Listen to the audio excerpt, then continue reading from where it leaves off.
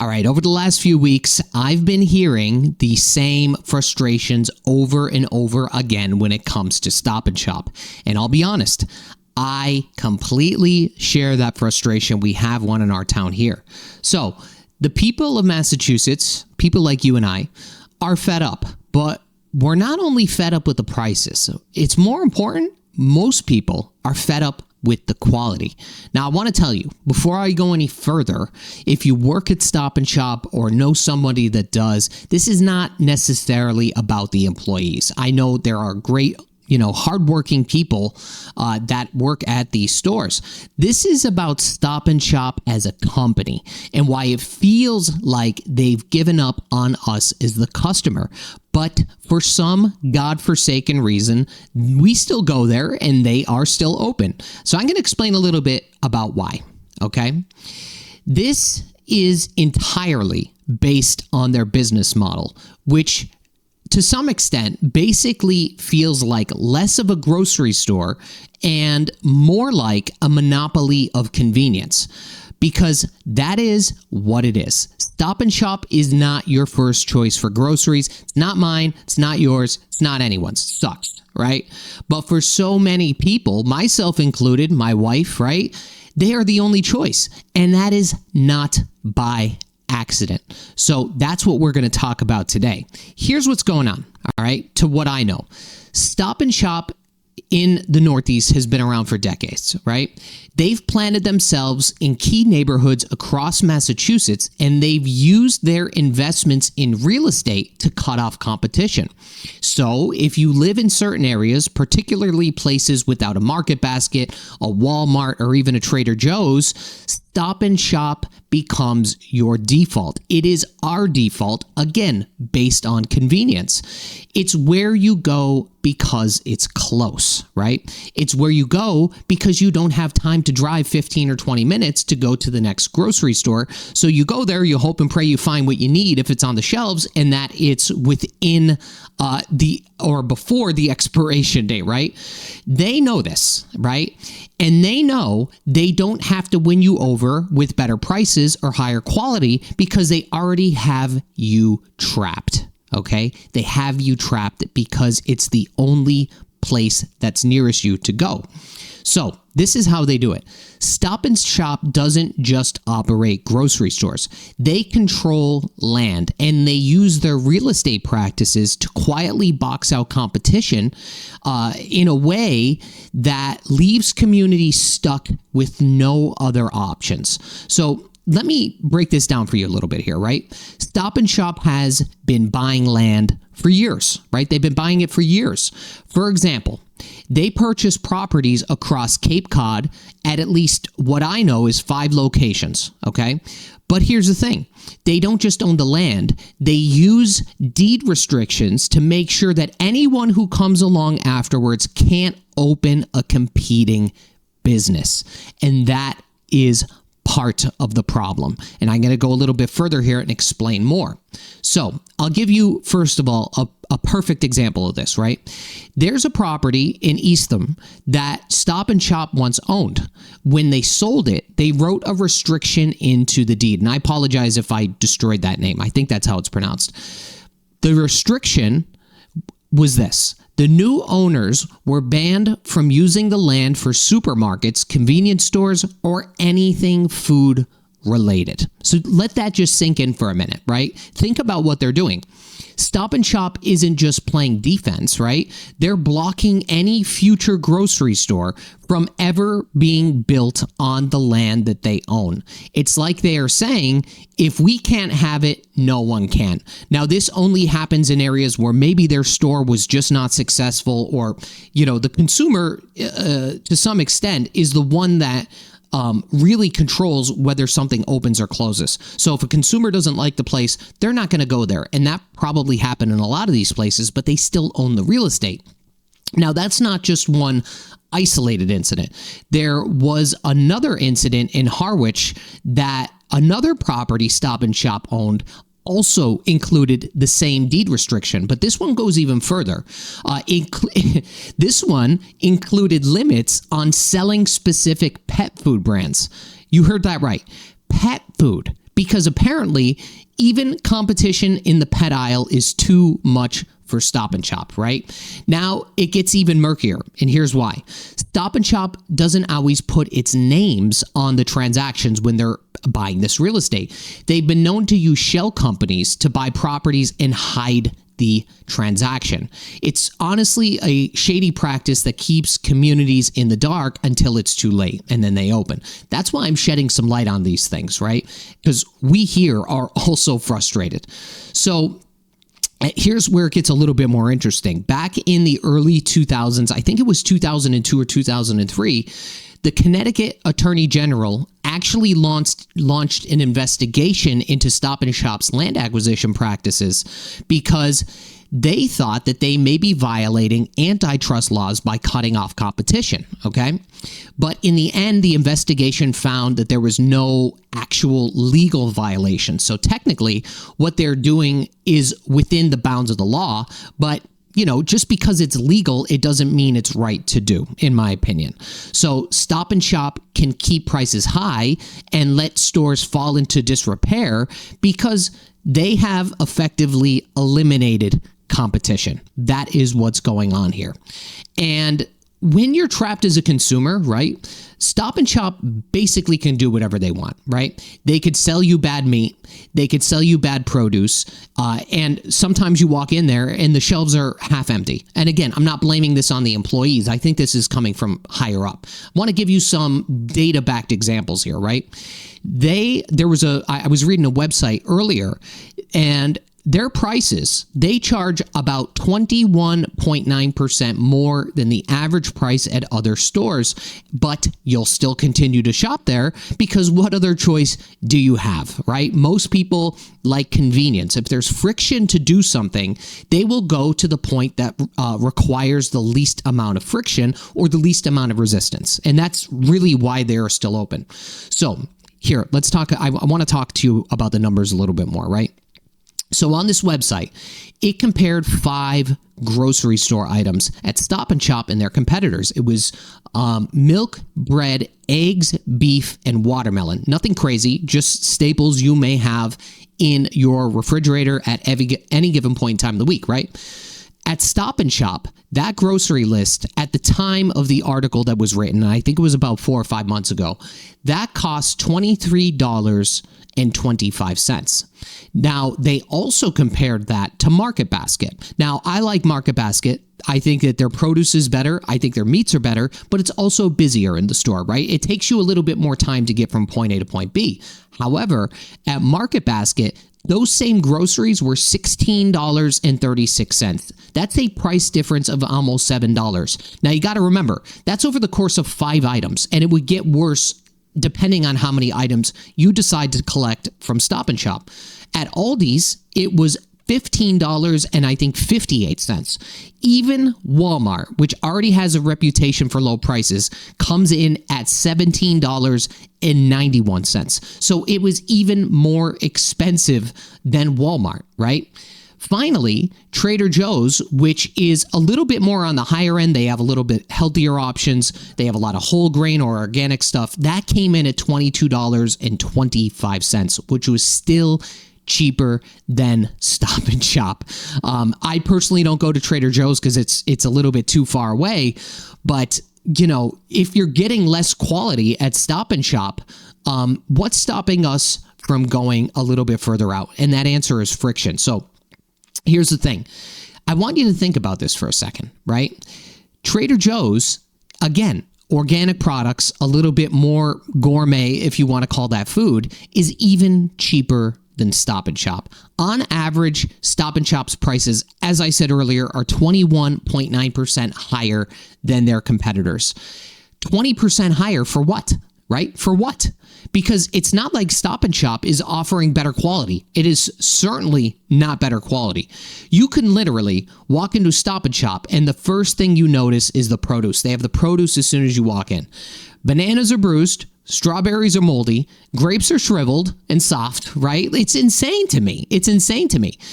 And don't get me started on the meat, right? Last time I bought ground beef at Stop and Shop, I opened the package and immediately threw it away, okay? I did the same thing with a can of beans, which was, I think, a couple of months ago. I opened the beans and they like had this odor. I was going to make chili for us, right? And I'm not the only one, okay? I hear stories like this constantly.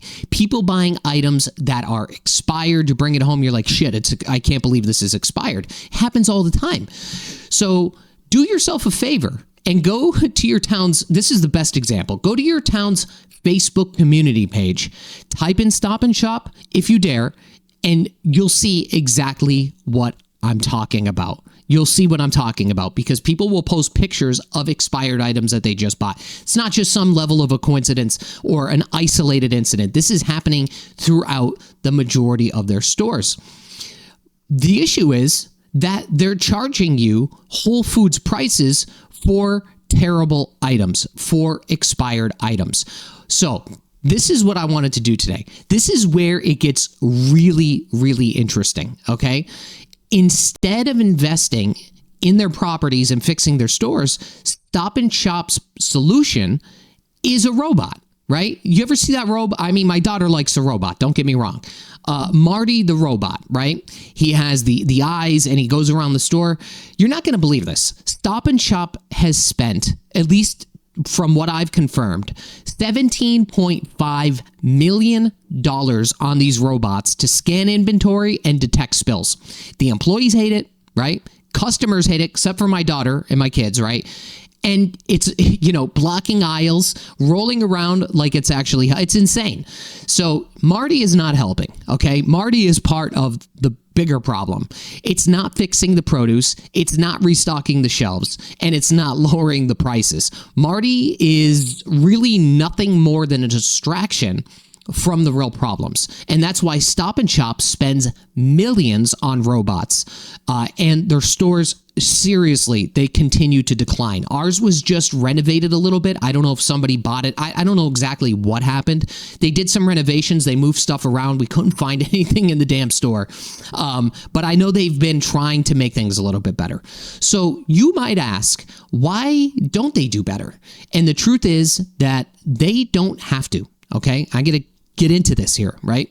Stop and Shop is owned by, I believe it's pronounced Ahold Delhaize, which is a massive Dutch corporation that also owns another store called Hannaford. And from what I've read, Hannaford stores are at least decently clean, well stocked, and running smoothly. They have a lot of higher Google reviews than Stop and Shop.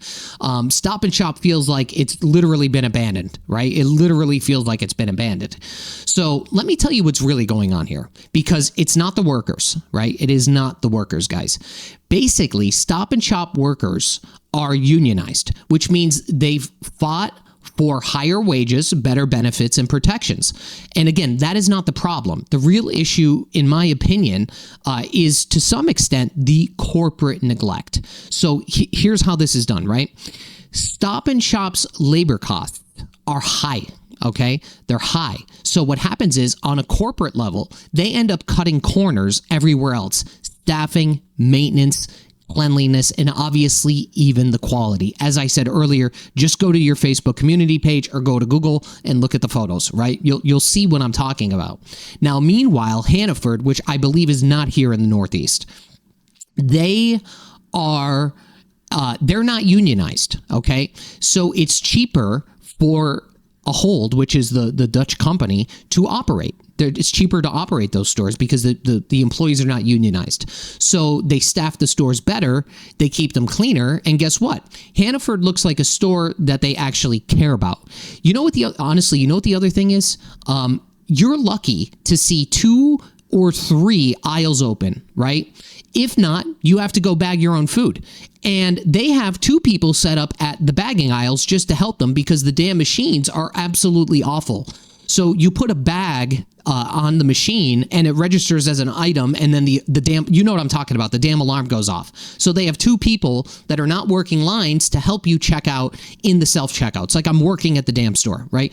It's insane to me, and it drives me, the same thing, my wife, it drives her absolutely nuts. I like self-checkout when the machines work properly, but if you're putting a damn bag on the machine and it's registering as like a bag of grapes or something like that, and then the alarm goes off, it's just, again, it's just more and more friction. So here's what's going on.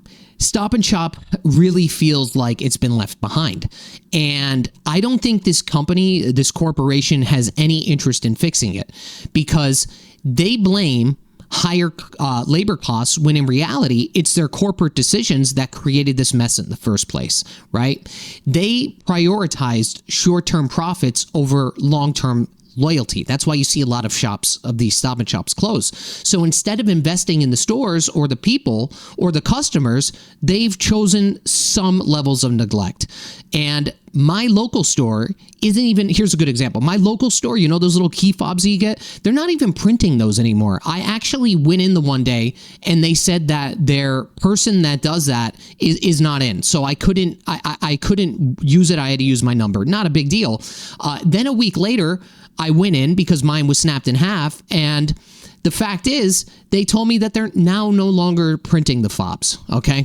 It's just like one thing after the other. Now you got to pull out your phone, open the app, get to the barcode and scan it, or input your number. And when you tell them you don't have it and you have to, put your number in, I feel like the employees like look at you like cross-eyed or something. Like they don't like, again, they don't like having to do anything outside of what they're already doing, right? It just slows down the process, which to some point I could understand. So the next time you walk in and you think to yourself, wow, this place feels like nobody cares, it's because nobody at the top cares, right? That's really what's going on. I personally think that the Dutch corporation, the Ahold Delhaize, sees these unions as somewhat of a business problem, right? So instead of working with their employees, they cut corners on the consumer end. They slash their staff to save on payroll, and they sell you lower quality products at higher prices, as I said earlier. And while other grocery stores are thriving, like Market Basket, Aldi's, and even Walmart, right? Stop and Shop feels like it's a circle in the drain, right? They have closed literally over 8 stores in, to my knowledge, the past few years. So here's the truth a little bit about what's going on here. So they have been able to survive this long because of the convenience, not because of quality, not because of the price. It's because of the location. If you don't have a car and you essentially live in like one of these food deserts, or you don't have the time to drive out to a Market Basket or an Aldi's, Stop and Shop becomes your only option. And Stop and Shop takes advantage of that, and that is my problem. Stop and Shop is one of the only major grocery stores in the town that I live in. We do have a Target right down the road, but it's not a super Target or anything like that, so you can't get everything that you need. So in order for us, we would have to drive like 15 or 20 minutes to get to the next best grocery store, okay? And again, the friction, that's the thing. Friction is a big deal for a lot of people. So it's not just about the groceries. It's really about fairness. It's about, these communities deserve better. And Stop and Shop is ripping off people who have no other choice. They're overcharging people who are already struggling to make ends meet. I think to some point, we deserve better, right? We deserve better.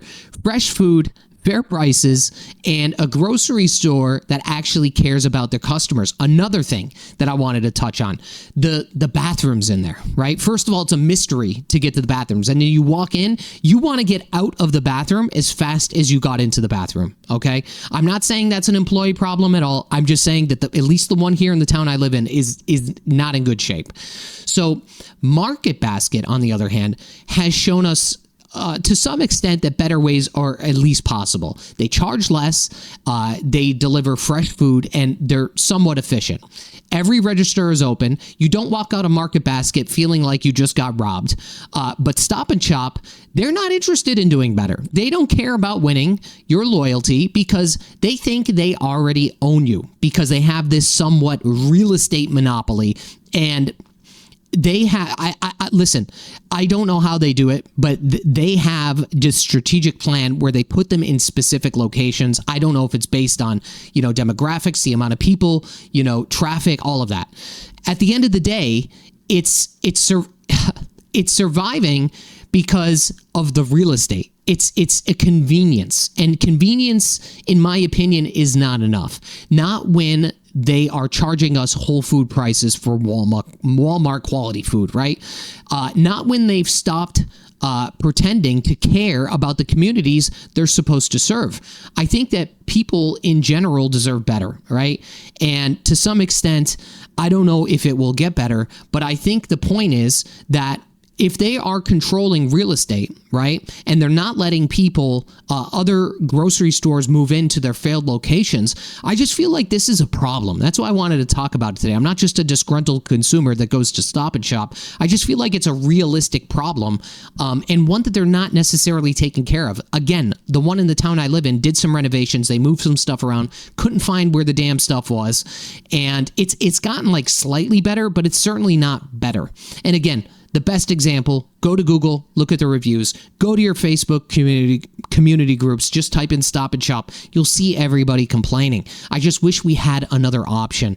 So, guys, I know this is like a rant about this place, but it's really like some of their business practices that they're doing on the back end are just mind-boggling to me. So this is why I wanted to cover this a little bit today. So I'll have more content for you guys later this week. We'll see you again. Bye-bye.